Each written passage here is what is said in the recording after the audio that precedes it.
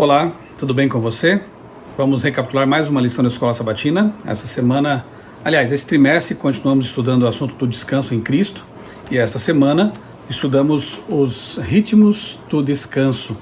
Depois eu vou fazer aqui também uma breve recapitulação da lição de jovens, que nessa semana teve como tema interconectividade, lição sobre sexualidade nesse trimestre, a lição Contexto Bíblico, que passou por uma atualização. Está bem interessante. Temos aí recebido, a Agatha e eu, que somos os editores da lição aqui no Brasil, temos recebido aí feedbacks muito bons e estamos felizes por ver que a lição está agradando aí aos jovens. A lição de adultos, a lição número 9, já estamos quase caminhando aí para mais o fim de um trimestre, né, para a reta final. A lição tem 13 temas, você sabe disso, e não deixe de adquirir aí a sua lição, assinar a sua lição para que você possa ter em casa o alimento diário. A lição nada mais é do que uma motivação para que as pessoas possam ter um contato com a Bíblia, estudar a Bíblia todos os dias, ler alguma coisa da Bíblia todos os dias, porque a nossa vida espiritual depende disso, de ter esse contato com a palavra de Deus, que é o pão diário, a carta de amor do nosso Deus. Já estudamos aqui sobre o descanso que Jesus oferece para aqueles que o buscam. Venham a mim todos vocês que estão sobrecarregados, cansados, e eu os aliviarei. Já vimos aqui o descanso na família, e é claro que uma lição tratando sobre descanso não poderia deixar de tratar também do dia de descanso, o Santo Sábado, o quarto mandamento da lei de Deus. Antes eu gostaria de falar uma coisa, que quando a religião não é corretamente vivida, de acordo com o que Deus prescreveu, como Jesus nos orienta em sua palavra, ela pode se tornar um fator de cansaço, de fardo, na verdade.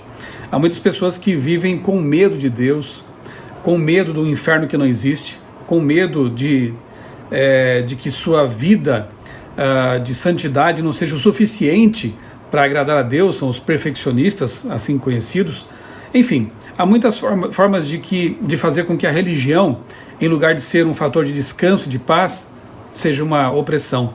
Há pessoas que ficam com medo do fim do mundo, parece que só estão pensando nisso o tempo todo, vivendo em função de datas, de eventos, e sem a certeza da salvação, e aí é o pior, achando que estarão perdidas quando Jesus voltar. Não é para ser assim a nossa vida religiosa. Na verdade, a religião cristã verdadeira que Jesus propõe para nós, nele, vivendo nele, é de leveza, de paz. O fruto do Espírito, é só pensar nisso, Gálatas capítulo 5, o fruto do Espírito é amor, alegria, paz, bondade, benignidade.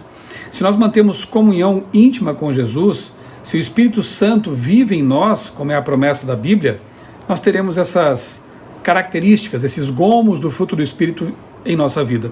E um deles é a paz. Paz mental, paz emocional, paz relacional. Portanto, embora não ignoremos o fato de que este mundo caminha para o fim, não ignoremos o fato de que haverá situações muito complicadas no futuro, enfrentaremos situações complicadas, que nós possamos, como os discípulos, mesmo que na prisão, cantar louvores a Deus. Como Paulo, preso numa prisão de pedra em Roma, dizendo: alegrai-vos no Senhor, que essa paz inunde o nosso coração e remova o medo, remova o temor, porque nós temos um Deus todo-poderoso e Ele convida todos nós a colocarmos nossos fardos, nossas preocupações, nossos temores sobre as costas dele, que são muito, infinitamente mais poderosas do que as nossas frágeis costas, não é verdade? Então a lição desta semana, falando sobre o sábado, os ritmos do descanso. Quando falou em ritmo, eu lembrei logo de imediato de um assunto que eu pesquisei uns tempos atrás, até publiquei uma matéria sobre isso na revista Vida e Saúde, da qual eu sou editor. Aliás, o site é revistavidaesaude.com.br. Conheça esse material que a gente posta ali quase todos os dias, tem conteúdos sobre saúde, sobre medicina, revistavidaesaude.com.br. E eu me lembro então de quando publicamos um artigo sobre ciclo circasseptano. Não confunda com o ciclo circadiano. O ciclo circasseptano, se você procurar na internet você vai encontrar também material sobre isso, ele tem que ver com o fato de que os seres, a vida, ela funciona em ciclos de 7 dias.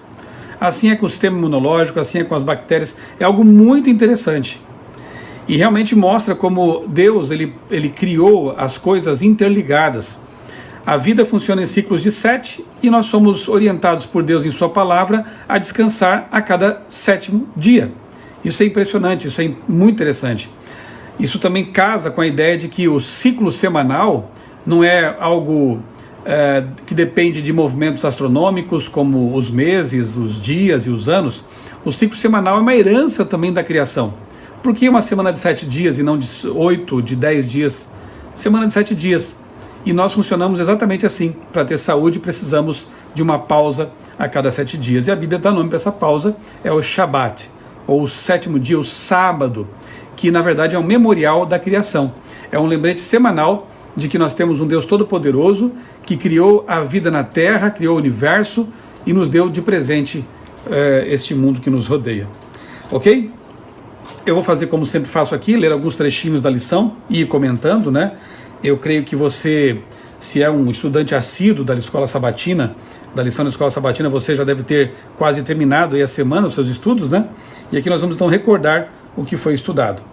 Mesmo antes que a humanidade, eu estou aqui na parte de sábado, no comecinho da lição, mesmo antes que a humanidade se precipitasse na vida estressante imposta por nós mesmos, Deus estabeleceu um marcador como auxílio vivo à memória. Ele queria que esse dia fosse um momento para interrompermos nossas atividades e aproveitarmos a vida. Um dia para ser e não fazer, para celebrar a dádiva da relva, do ar, da vida selvagem, da água, das pessoas e, acima de tudo, do Criador de toda boa dádiva. Eu me lembro quando eu cursava a minha faculdade de jornalismo lá em Florianópolis, na Universidade Federal de Santa Catarina. Era muito comum ter semanas muito atarefadas, muitos trabalhos para fazer, matérias para escrever, provas, estudar para provas, enfim, não era fácil, um curso integral. Mas era tão bom chegar à sexta-feira e entender que, quer tivesse terminado ou não minhas atividades daquela semana, eu ia parar. Quando chegava o pôr do sol, ali um pouco antes do pôr do sol, eu guardava meus livros, guardava minhas apostilas da faculdade e dedicava aquele dia todo para um descanso especial com o meu Criador, para ir à igreja, visitar amigos, ou então fazer alguns trabalhos missionários, visitar pessoas enfermas, enfim, era um dia diferente. Quando eu retomava minhas atividades rotineiras no domingo, eu estava renovado para a semana. Tanto que há quem compare o sábado como passo atrás para um salto adiante. Sabe quando um corredor, um atleta que corre e salta, ele dá aquele passinho para trás para tomar impulso?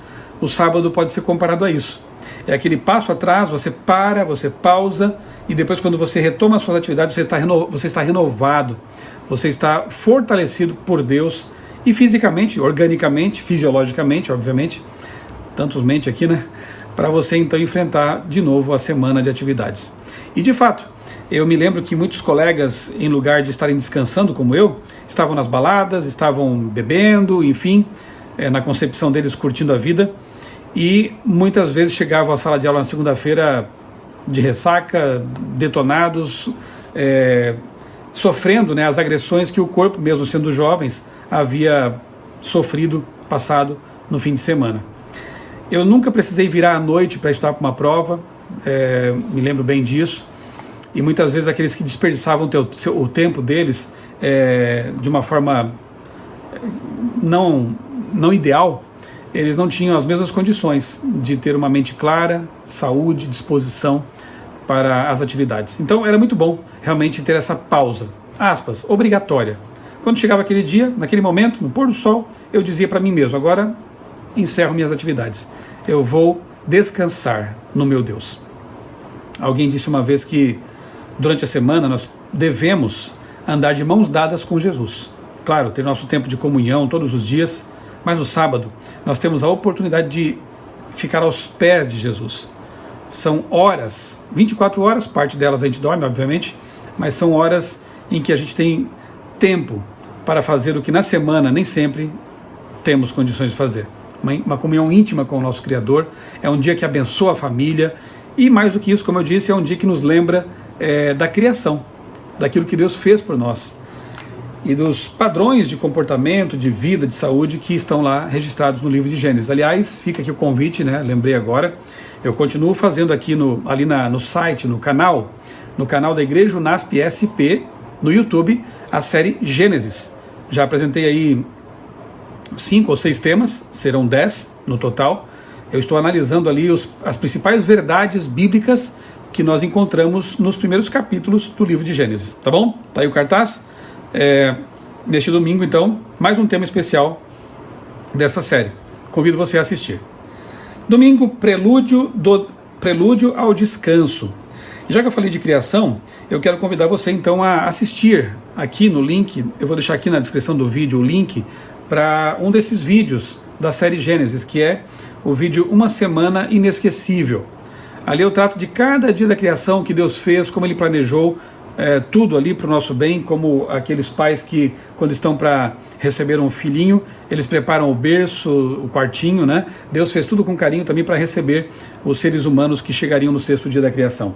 E a lição aqui de domingo nos faz pensar no carinho de Deus, né? Como Ele criou tudo para nós. O texto para ler nesse dia é Gênesis 1, 26, 27, 2, 7, 21 e 24, a criação do ser humano e da mulher, do homem e da mulher, do ser humano. Quando Deus, então, diferentemente do que Ele fez com os animais e as plantas, Ele falou e eles apareceram pelo poder de sua palavra. Deus, quando vai criar o homem, Adão, Ele se inclina, modela, molda, toca e depois sopra o fôlego de vida. Eva, Ele tira de uma matéria especial também, parte do homem, da costela, estava do lado, companheira, como uma igual, essencialmente igual a Adão, como temos visto na lição dos jovens. Aliás, aqui eu vejo de novo uma ponte, né? Porque na lição dos jovens tem falado sobre a igualdade ontológica essencial entre homem e mulher, mas também das diferenças que Deus criou, que são uma bênção, porque são complementares, homem e mulher. E aqui a lição de adultos nos faz pensar nisso também. Quando Deus cria homem, a palavra hebraica é ish, e a mulher, ishá. Ela que vem do homem, é osso dos ossos, carne da carne, aquela que o complementa. Os dois, quando se casam e têm ali a sua intimidade sexual, tornam-se uma só carne. Algo maravilhoso criado por Deus. Na lição de segunda-feira, a ordem para descansar. E aqui a lição traz o mandamento mesmo, né? Eu não sei se você sabe de memória, mas o mandamento, o 4º mandamento da lei de Deus, que está lá em Êxodo capítulo 20, 8 a 11, diz: lembra-te do dia do sábado para o santificar. 6 dias trabalharás e farás toda a tua obra, mas o 7º dia é o sábado do Senhor teu Deus. Não farás nenhum trabalho, nem tu, nem teu filho, nem tua filha, nem o teu empregado, naquele tempo servo, nem os teus animais, eles também deviam ter um tempo ali para descansar igualmente, nem o estrangeiro que estivesse dentro de sua casa também seria convidado a participar das bênçãos sabáticas. Por quê? Porque em 6 dias fez o Senhor os céus, a terra, o mar e tudo que neles há. E nesse dia Deus então descansou, e como diz o texto de Gênesis capítulo 2, Deus mesmo, o Criador, Ele descansou nesse dia, Ele abençoou esse dia e santificou esse dia. Claro que Deus não se cansa, e nem Adão e Eva cansavam antes do pecado. É um descanso mais no estilo de uma pausa, Shabat, uma pausa contemplativa, para desfrutar daquilo que foi criado. E Deus abençoou. Quando Deus coloca uma bênção, ninguém pode retirá-la.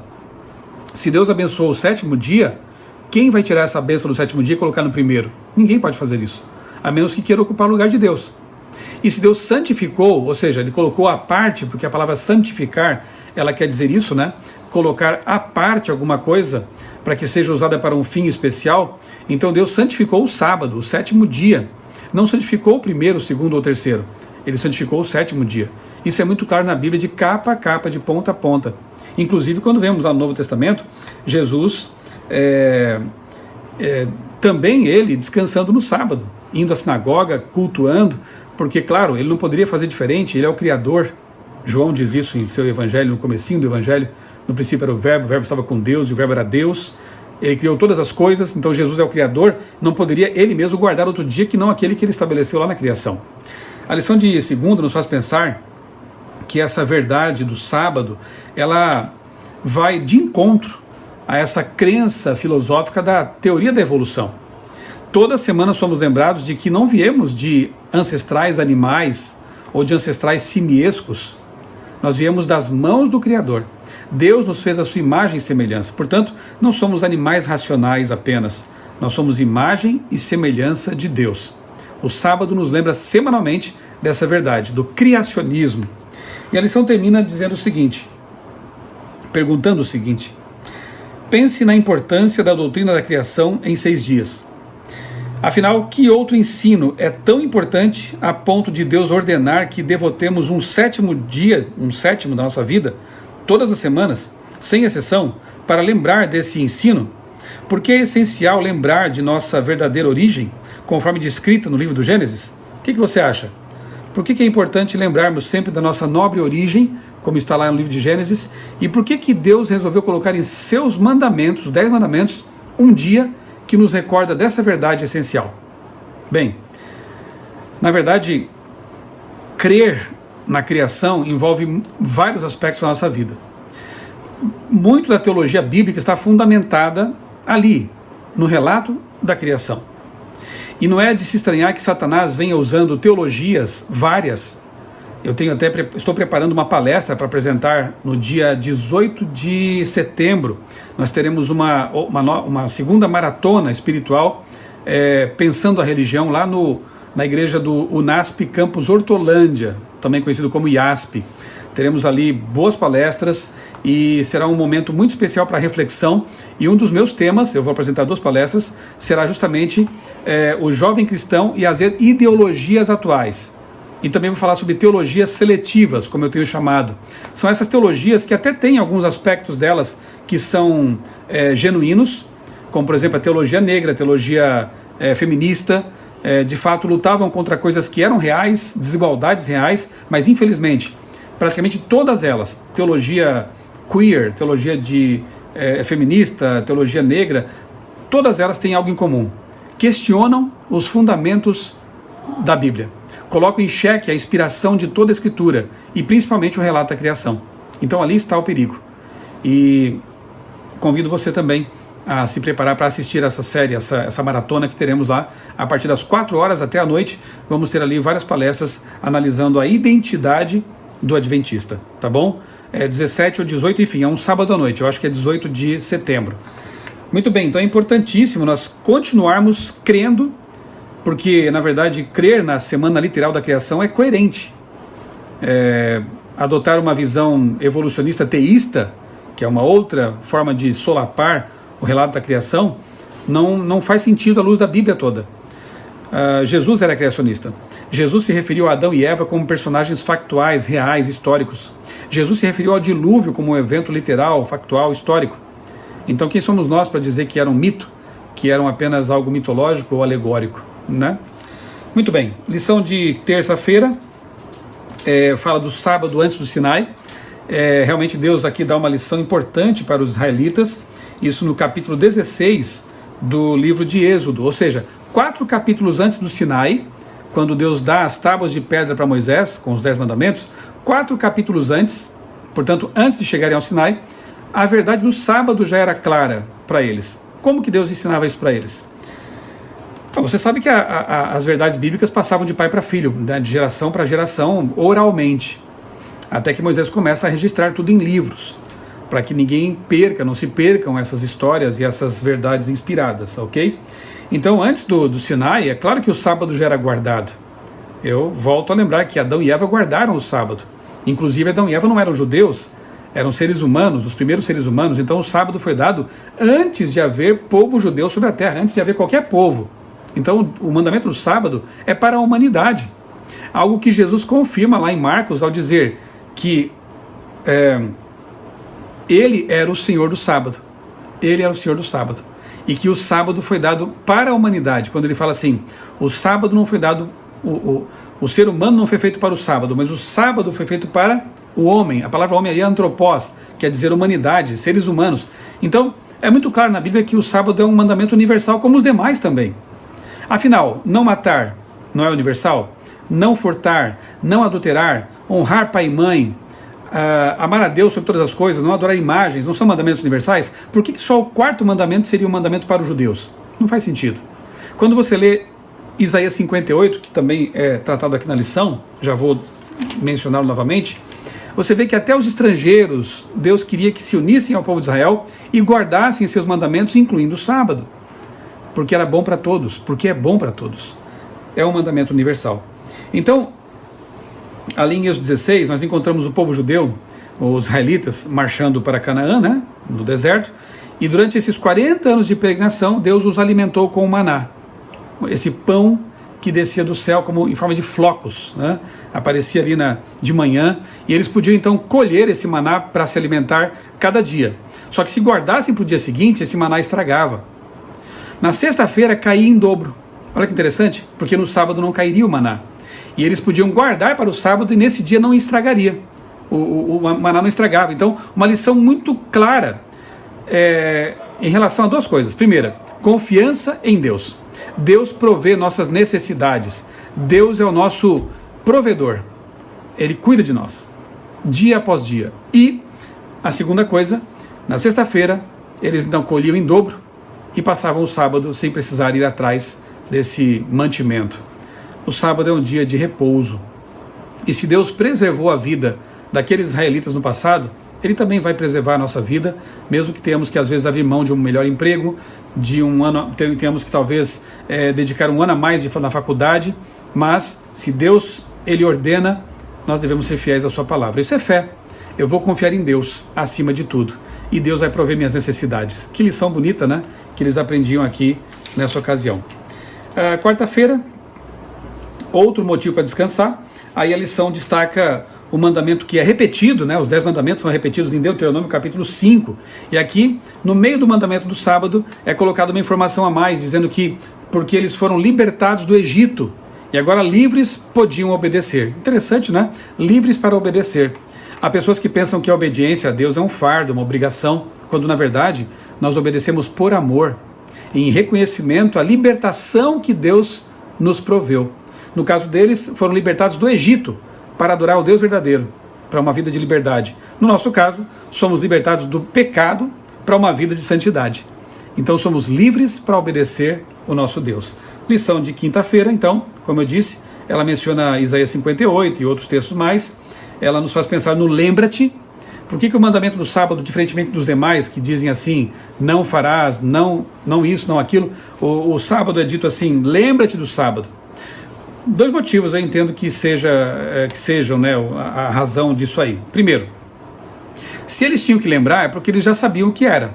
Então eles já guardavam o sábado antes do Sinai, e já vimos que sim, Êxodo 16. Segundo, lembrar-se constantemente do sábado. A lição nos faz pensar que não devemos apenas lembrar que é sábado na sexta-feira, um pouco antes do pôr do sol, mas desde o domingo já pensar, né, já se programar, já colocar na agenda, já pensar em atividades boas para fazer com a família, com os filhos, para ir à igreja, se preparar de antemão, lembrando sempre. Lembre-se, é um lembrete semanal do amor de Deus, do poder de Deus e do criacionismo, né? Enfim, e aí Isaías 58 diz basicamente o seguinte, né? Se você evitar de profanar os meus sábados, se você chamar meu sábado de prazeroso e santo dia do Senhor, ele diz ali, né, que eu te sustentarei com a herança de teu pai Jacó. Leia depois esses versos, né, 13, 14, 15 ali, de Isaías 58, é muito bonito. Ali nos dá uma pista até sobre como guardar o sábado. Ele fala para a gente cuidar das palavras, dos pensamentos, obviamente, né, do que fazemos. O mandamento ele orienta a gente a não trabalhar para ganhar, né, para receber alguma coisa nesse dia. Claro que um trabalho como visitar doentes, o hospital, pregar o evangelho não é trabalho, né? Jesus mesmo curava no sábado, Jesus e seus discípulos se alimentaram no sábado, isso não é pecado, é o trabalho remunerado, abrir mão disso para um dia diferente.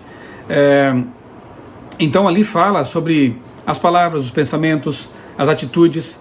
Então não é só deixar de trabalhar no dia do sábado, mas, por exemplo, ficar na televisão assistindo a telejornais, a esporte, né, coisas que você faz nos outros dias rotineiramente. É um dia para se desconectar, é um dia para que os pensamentos possam estar ligados a Deus e à família. Eu vou fazer uma comparação aqui com você. Imagine um casal de namorados que os dois moram em cidades distantes, separados aí por alguns quilômetros, e só podem se ver nos fins de semana, aos fins de semana. Eles passam ali a semana inteira sem se ver, só conversam pelo WhatsApp, quem sabe, né, ou por ligação, enfim. E aí no domingo é o dia que eles se encontram, digamos assim. Você acha que nesse dia, o namorado, quando chega na casa da namorada, ele vai dizer assim para ela, olha, fica aqui um pouquinho que eu vou agora assistir o meu futebol preferido aqui, ou vou assistir o telejornal, ou vou consertar meu carro. Será que ele faria isso? Se ama de verdade, ele diria o seguinte, olha, eu vou deixar tudo isso aqui para outro dia, para outra hora, porque eu quero estar com você agora. Quero conversar com você o tempo todo, quero aproveitar ao máximo o tempo que eu tenho com você. Pense no sábado desse jeito também. É o dia em que nós deixamos tudo para depois, porque naquele dia nós encontramos de modo muito especial o nosso Criador e queremos dedicar o tempo que for para estar com Ele, tempo de qualidade para estar com o nosso Criador, ok? Lição dos jovens sobre sexualidade, interconectividade. Eu vou aqui resumir bem também essa lição. Eu tenho postado aqui no meu canal os vídeos da Maura Brandão. Doutora Maura tem feito aí resumos muito bons da lição dos jovens. Então está aqui no meu canal já o vídeo desta semana. Toda semana ela faz ali uns resumos no Instagram dela e eu então depois agrupo tudo num vídeo só e tenho colocado aqui ao seu dispor esse material também. A tirinha da semana mostra aqui um casal que por algum motivo estavam ali, quem sabe, afastados, brigados, e a cruz os abraça. E aí isso resolve a situação. A cruz abraça. Essa tirinha ajuda a resumir o assunto da lição, porque ela fala de conectividade e mostra que a conexão que deve existir entre um casal cristão casado, né, é Jesus Cristo.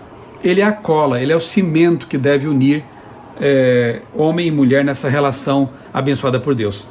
Aqui na lição de domingo traz alguns aspectos interessantes, eu vou ler também alguns trechinhos.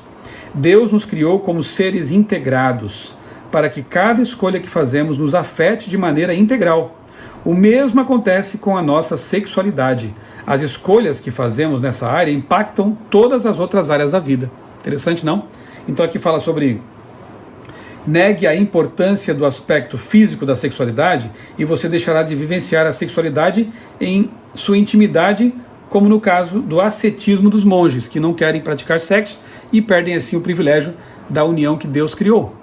Negue o elemento emocional e você deixará de vivenciar a sexualidade em sua intensidade, como no caso da cultura do ficar, que trata as pessoas como objeto de descarte. Ficam, vão para outra relação, não se unem, não tem não estabelecem ali um compromisso emocional. Negue o aspecto relacional e você deixará de vivenciar a sexualidade em sua profundidade, como no caso da pornografia e da masturbação, que não tem nada a ver com a questão relacional, como Deus planejou o sexo para ser. Negue as implicações sociais e você deixará de vivenciar a sexualidade em sua amplitude, como no caso do adultério. E, finalmente, negue a importância espiritual e você deixará de experimentar a sexualidade no seu auge, como no caso de toda e qualquer expressão sexual que não esteja dentro da vontade de Deus e, portanto, não seja abençoada por Ele. E temos isso aqui na lição, várias dessas modalidades que não estão de acordo com a vontade de Deus e que, portanto, não podem ter a bênção de Deus. A intimidade, intensidade, profundidade, amplitude e altura da sexualidade só podem ser experimentadas quando submetemos nossa expressão sexual aos ditames da palavra de Deus, ok? Lição de segunda-feira, achei muito boa também, muito importante. Ela destaca aqui a importância dos pensamentos, porque tudo começa ali, obviamente, né? Então diz assim que nossa mente é o epicentro dessa guerra. A guerra entre o bem e o mal, o grande conflito. Qualquer coisa que afete nossa saúde e lucidez mental produz uma desvantagem.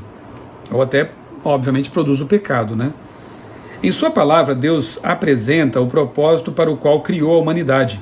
Embora o pecado tenha prejudicado até mesmo nossa experiência sexual, alinhar-nos com o governo de Deus significa aceitar seu ideal como modelo perfeito.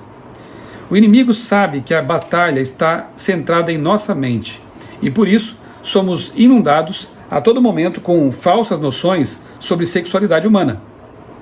Se ele conseguir dominar nossos pensamentos sobre esse assunto, então, naturalmente, teremos um comportamento contrário à vontade divina.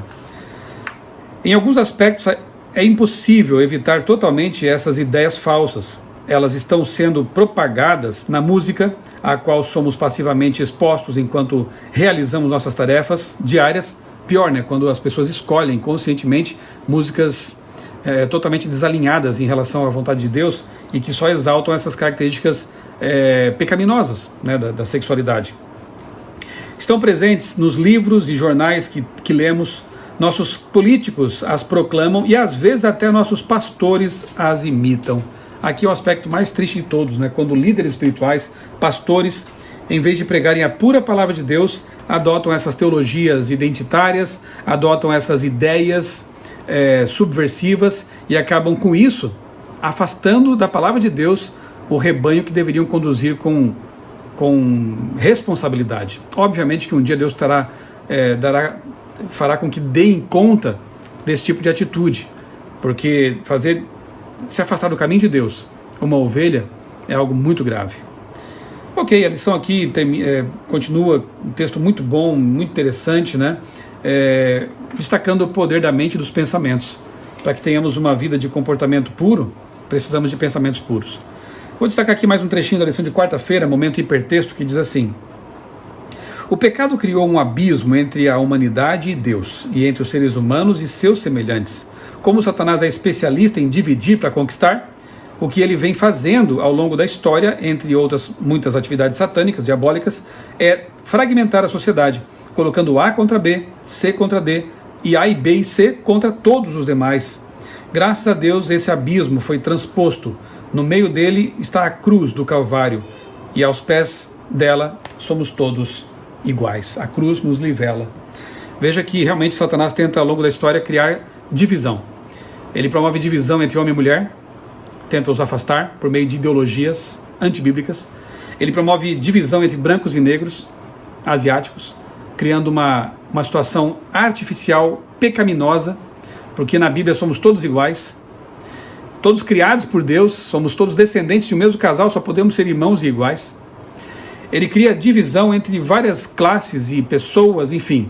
A lição dessa semana dos jovens nos convida a pensar diferentemente disso. Nos convida a pensar na conexão, no buscar, nos relacionar e entender que a cruz é essa ponte que pode nos unir e de fato nos une quando nos submetemos à vontade de Deus. Espero que esse resumo tenha sido útil para você, que Deus abençoe grandemente a sua vida, também a sua família, e quero terminar com uma oração. Bom Deus, eterno Pai, muito obrigado por essas lições da Escola Sabatina, que tem nos mostrado uma realidade de acordo com a Tua ótica, com os Teus planos para a nossa vida.